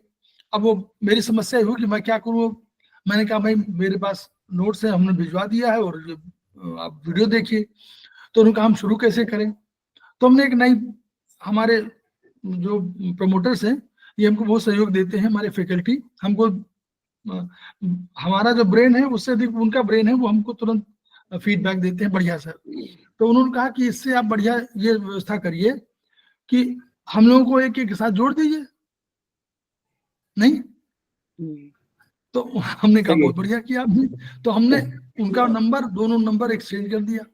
हमने कहा किसी समय आप जो है बात करना चाहें तो उनसे बात कर लीजिए। तो 1-to-1 कॉम्बिनेशन है, गुरु शिष्य का संबंध सीधे हो गया। हम खाली हो गए कि उन्होंने अपना वहां कर लिया। तो अब उनको कोई क्वेश्चन करना हो, कोई प्रश्न करना हो, हमारे पास तब बात आएगी जब वहां हो चुकी होगी, तो हमारे लिए आसान हो गया। तो हम ये भी कर देते हैं क्योंकि हमारे पास 25 फैकल्टी है, तो हमारे पास 25 अगर स्टूडेंट हो तो हम तो तुरंत कर देंगे 1-to-1। नहीं तो ये एक नया हम मतलब हम ये, मेरे पास विचार ये नहीं था, लेकिन ये विचार आया बीच में, तो हमने कहा इसको इम्प्लीमेंट करें। जैसे प्रीति मैडम ने विचार दिया कि हम लोग असाइनमेंट क्यों नहीं कराते हैं। हमने कहा भाई असाइनमेंट तो हम नहीं करा, कैसे कराएं। तो उन्होंने कहा कुछ नहीं, हम असाइनमेंट बता तो सकते हैं। तो हमने कहा ठीक है। तो उन्होंने कहा बता देते हैं। हमने कहा हम क्वेश्चन करा देंगे, बोले क्वेश्चन करा देंगे। तो दोनों काम लगभग पूरा हो जाएगा। हम ये नहीं कह रहे कि हम पूरा 100% पूरा कर लेंगे, लेकिन हमने बता तो दिया कि ऐसे आप पढ़ सकते हो, ऐसे क्वेश्चन कर सकते हो, ऐसे क्वेश्चन आएंगे। नहीं तो हम लोगों को तो मालूम ही नहीं होता था कैसे क्वेश्चन आएंगे। अब हम लोग पूछे कैसे आएंगे, बोले मल्टीपल चॉइस आएंगे। अब मल्टीपल चॉइस हम लोग पढ़े थे कॉम्पिटिशन में, लेकिन अब यहाँ कैसे आएंगे ये हम लोगों को भी नहीं मालूम था। तो बाय द वे जो है हमने ये एक रास्ता निकाला। तो ये दो चीजें नई ऐड करे है, जो प्रोसेस दिमाग में नहीं था, दिमाग में बाद में आया, जो प्रोसेस से आता है। और जैसे मान लीजिए भाई आप जैसे विद्वान है, मान लीजिए आपने किसी ने ज्ञान दे दिया, हमने उसको ग्रहण कर लिया, बस इतना है। अग्नि तत्व के द्वारा ग्रहण कर लिया, बस अग्नि बढ़ा दिया।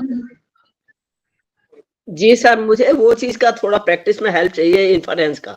बाकी तो सब यूट्यूब आपके देखूंगी। नहीं inference madam, Munni Gupta madam, inference का हेल्प तो तभी मिल सकता है जब आप खुद मेरे सामने हो, क्योंकि उसमें देखना है ना, उसमें बताना नहीं है।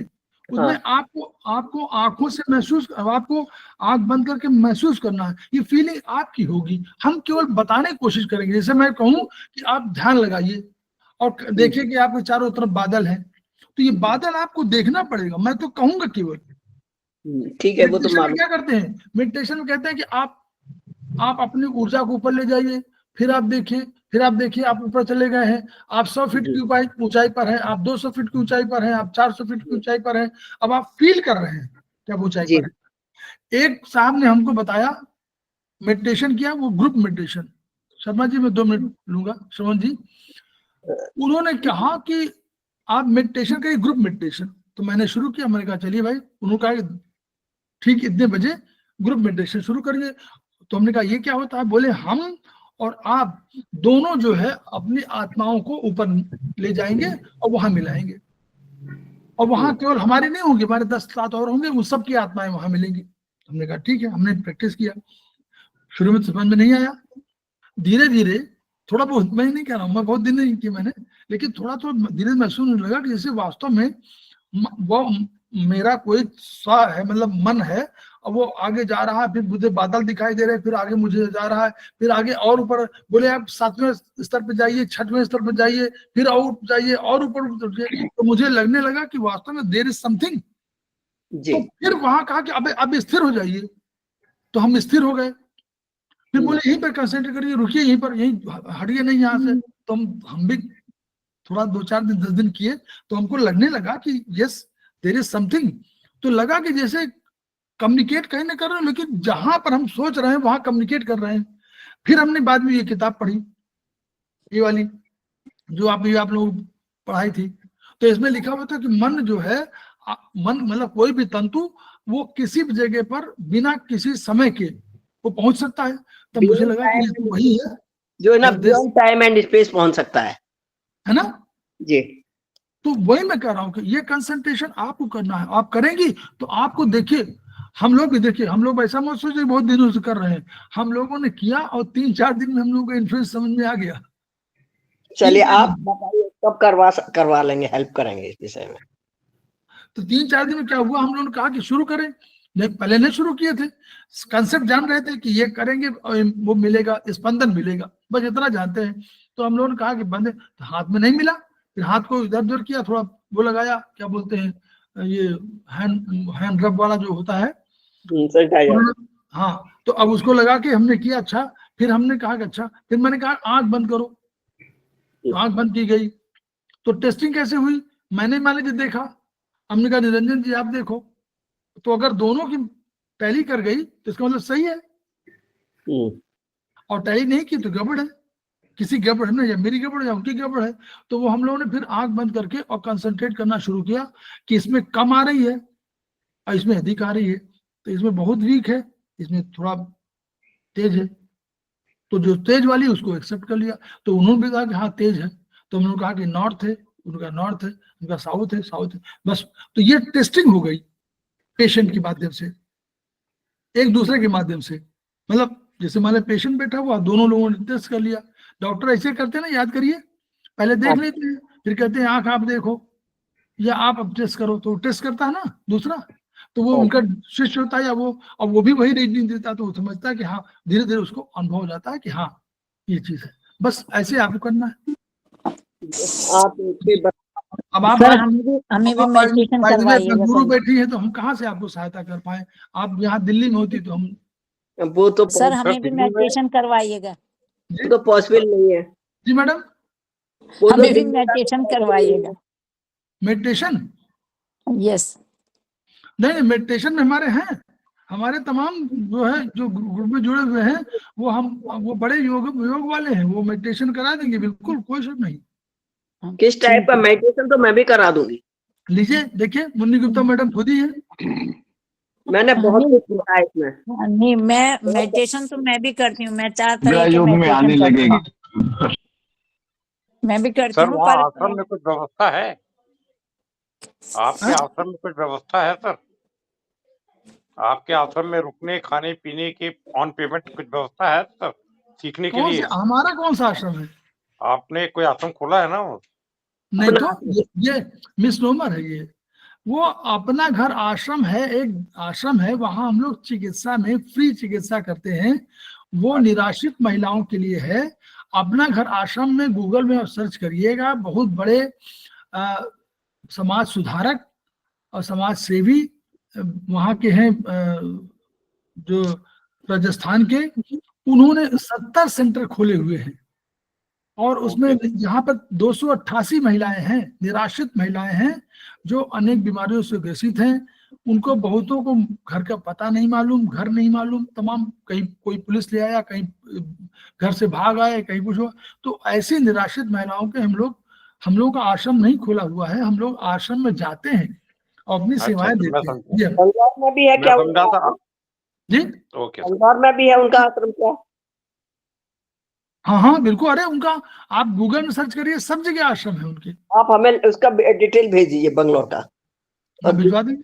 और दिल्ली तो देखिए अब सीखने आना तो पॉसिबल नहीं है इन्फ्लुएंस को, अगर जब तब आपसे मिलेंगे।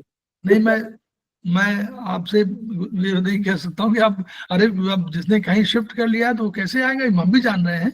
हाँ, तो वो पॉइंट नहीं है, पॉइंट तो हमने ऐसे कहा कि भाई वो है, तो समझ रहे श्रवण जी, तो हमारा कोई आश्रम नहीं है, हम लोग ओके सर, समझ गया मैं। सिंपल बार बार देखता था ना मैं अपना, गलत डायल करते हो। सर मैं एक क्वेश्चन पूछना चाह रही थी कि एक लड़की है, वो भी ज्वाइन करना चाह रही है, पर वो तो फर्स्ट सेमेस्टर में ज्वाइन करेगी जी, तो कैसे करके होगा, उससे पढ़ाई कैसे करेगी वो? हमने आपको बताया तो अभी, सत्यवती मैडम। Yes sir. आपकी जो फ्रेंड है ना, हाँ, उनको हमने जोड़ दिया एक ग्रुप से। अच्छा सर, 1-to-1 करा दिया। नहीं, अभी एक और आए हुए थे हमारे घर में। आप भेजिए, तो हमारे पास 25 फैकल्टी हैं। अच्छा, ठीक है सर। हम देखिए, हम वो कफ वाले हैं ना, इस मामले में कफ वाले हैं, शरीर से वात वाले हैं, और इस वाले कब वाले हैं, एनाबलिज्म करते हैं, दोनों को हाँ जोड़ नहीं, देते हैं। हाँ तो उन्होंने बोला है मेरे को, आज आए हुए थे तो मैंने कहा भाई अरे वो आप बिल्कुल निश्चिंत हाँ होकर देखिए, हमारे वीडियो सुने नहीं, हम तो ये हमेशा आप कहते हैं, आप कभी आप उनसे कहिएगा यस सर, कोई तैयार हो, हाँ मैं उसको कोई समय हमको फिक्स कर दे हाँ जी, और हम एक आध 10% प्लस माइनस 1 घंटे में किसी को पढ़ा सकता हूँ ऐसे ही बिना उसके, यस सर, यस सर, कोई भी टॉपिक कभी भी। सर मेरा टाइम एक दिन आपका नंबर दे दूंगी सर, वो तो बात कर लेगी फिर आपसे। अरे आप स्वयं बात कर रहे हैं, आप उसको हम वो भिजवा देते हैं, आप भिजवा दीजिए, आपके पास तो है ही वो ग्रुप, हमसे बात करा दीजिए जब भी बात कराना हो। हाँ मैं उनको आज वो बोल रही थी, मैंने कहा मैं लिंक दे दूं, तो मैंने कहा तुम्हारी समझ में कुछ नहीं आएगा लिंक अगर आप हमको नंबर दे दीजिए, हम बात यस कर सर, लेंगे, हम तो यस देखिए ईच वन रीच वन, हाँ सर ये तो है, तो हमको रीच वन तो हम ही करना है ना, यस उनको सर, नहीं करना है। यस सर, आप हमको नंबर दीजिए, हम उनसे बात करें और ज्वाइन करें वो, इवन सर आप जो ठीक और है हम सर, उनको 1 to 1 करा देंगे। ठीक है, बहुत अच्छी है और हर सेमेस्टर के अलग अलग है। हेलो सर, एक दिन आधा हेलो सर बता दीजिए, जी सर, मैं करूँगा। जी सर बोलिए, हाँ बोलिए बोलिए। हेलो सर, संजय जी बोलिए। एक हम जो टाटा मोटर्स में जॉब में जी मैं हूँ, ये उसमें एक लड़का, उसके पेट में बहुत दर्द था, हाँ वो गोली खा के कुछ प्रॉब्लम नहीं, उससे सॉल्व हो गया। 2 दिन में उसने हमारे देखी, तुम कब आएंगे, उसने उसको SI पर पॉइंट दबाया तो उसकी पेट की पूरी ठीक हो गई, उसका दर्द निकल गया, बहुत खाली पॉइंट दबाते। बिल्कुल बिल्कुल बिल्कुल, बहुत देखिए थेरेपी बहुत अच्छी है, थेरेपी बहुत अच्छी है, उसको अगर आपको थोड़ा सा ज्ञान हो गया तो सिंगल पॉइंट देखिए, हाँ सिंगल पॉइंट में है, सिंगल पॉइंट खेमका सर की सिंगल पॉइंट है, आप देखिए बहुत सिंगल पॉइंट में जो इधर दबाते हैं ना, जो बीमारी जिसका पहला फर्स्ट पॉइंट या लास्ट पॉइंट, उसके दबाने से बीमारी को खत्म हो जाती है। एग्जैक्टली बहुत बहुत अच्छे से बिल्कुल अब बिल्कुल सही सब कह रहे हैं। कोई भी प्रॉब्लम रहेगा ना, सब पेट के यूवी का प्रॉब्लम रहेगा तो उसकी यूवी में जगड़े रहेगी तो कलर लगाएगा ना और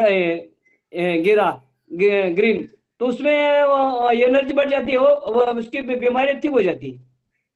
बिल्कुल, अगर आपको शुरुआत के दौर में एसिडिटी टाइप के है तो आपको कलर से आप ट्रीटमेंट आप करिए, बहुत बढ़िया कलर है सर, और उनको आप हमेशा कलर से ट्रीटमेंट ज्यादा मांगता है सर। हाँ कलर से कलर करिए, में मैं सीखना चाहता हूँ ज्यादा।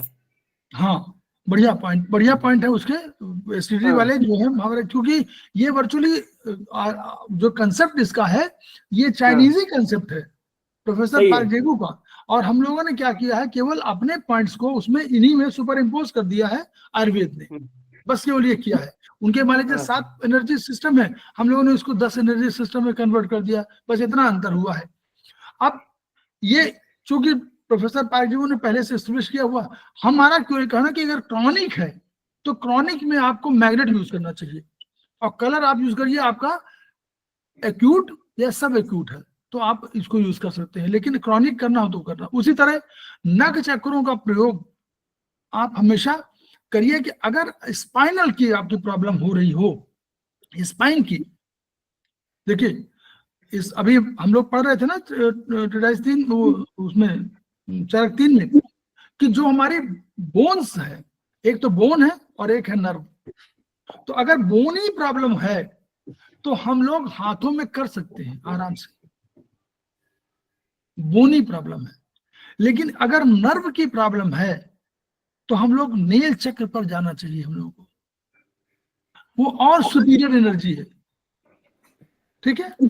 ऐसे तो लोग, ऐसे हम लोग का ट्रीटमेंट का पैटर्न हम लोग धीरे धीरे ये पॉइंट कहीं नोट कर, जैसे नंबर 1 नंबर 2 नंबर ऐसे आप नोट करेंगे तो आपके पास एनर्जी सिस्टम या आपको जो कहिए कि ट्रीटमेंट के सिस्टम समझ में आ जाएगा। Management is also treatment pattern, management वो भी ट्रीटमेंट पैटर्न है, लेकिन जैसे हम कहते हैं रूट को ठीक करिए, तो रूट को ठीक करिए, लेकिन फ्रूट को तो तात्कालिक रूप से फ्रूट को भी ठीक करना है। क्लियर, बस ये समझ लीजिए, दोनों को बैलेंस करिए। सर 5-6 दिन पहले आपने संवाई में 2 वीडियो पोस्ट किए हैं 18 मिनट का, जिसमें नाम नहीं ध्यान में आ रहा है किसके पॉइंट है। बहुत बढ़िया पॉइंट है सर, 2-3 पॉइंट है और बहुत सारी चीजों का उसमें निवारण दिया हुआ है। 18 मिनट का एक है, ये 5-6 दिन पहले आपने किया है। तो भाई शिक्षा में 2 वीडियो किए हैं आपने। बिन फैट उसको आज जितने लोग हैं सब सुने, नोट डाउन करें, वो बहुत अच्छा रहेगा। एक रिकॉर्ड बनेगा, एक याद हो जाएगा अलग। तो इसलिए कोशिश करिए आप लोग जो है, बहुत मतलब ये ट्रीटमेंट का पैटर्न अब देखिए, हमारा कहना है कि चाइनीज भूलिए नहीं, नंबर वन।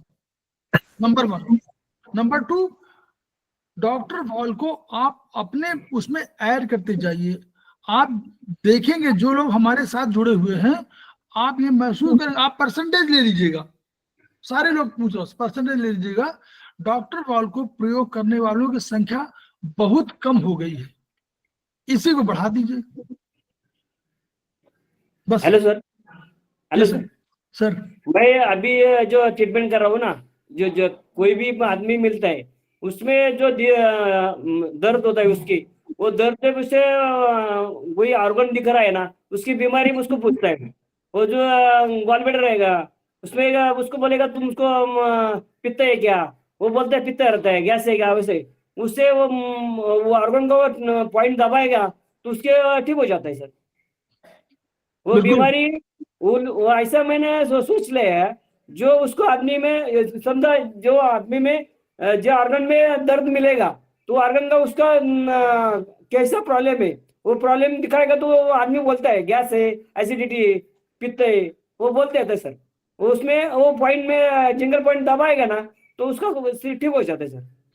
खाली पॉइंट दबाने से कोई भी मिर्ची पट्टी नहीं लगाता, कुछ नहीं, खाली जिंगल पॉइंट लगाने से वो ठीक हो जाता है। बिल्कुल सही बात है। कॉरेस्पॉन्डेंस को बोलिए तो हम लोग जो है खेमका सर के सपनों को पूरा करने के लिए हम लोगों को सबको मेहनत करनी है, और मेहनत ये करनी है कि हमको पहले को अपने को बैलेंस करना है। नंबर 1 बैलेंस ऑफ एनर्जी, अपने को बैलेंस करना है शरीर और मन दोनों से, नंबर 1। नंबर 2 हमको थेरेपी सीखनी है, यानी हमको ज्ञान शक्ति भी लेनी है, और फिर हमको इम्प्लीमेंटेशन के लिए कर्म शक्ति का प्रयोग करना है। और जब ज्ञान शक्ति और कर्म शक्ति का बढ़िया समन्वय हो जाएगा तो हम लोग खेमका सर के सपनों को पूरा करेंगे। और सपने क्या है हम लोग को मालूम है, each one reach one, each one treat one, each one teach one. इन्हीं शब्दों के साथ हम लोग फिर कल मिलते हैं, तब तक के लिए धन्यवाद। नमस्कार सर, जय हिंद। नमस्कार जी, बहुत बहुत धन्यवाद। नमस्कार। बहुत बहुत धन्यवाद सर।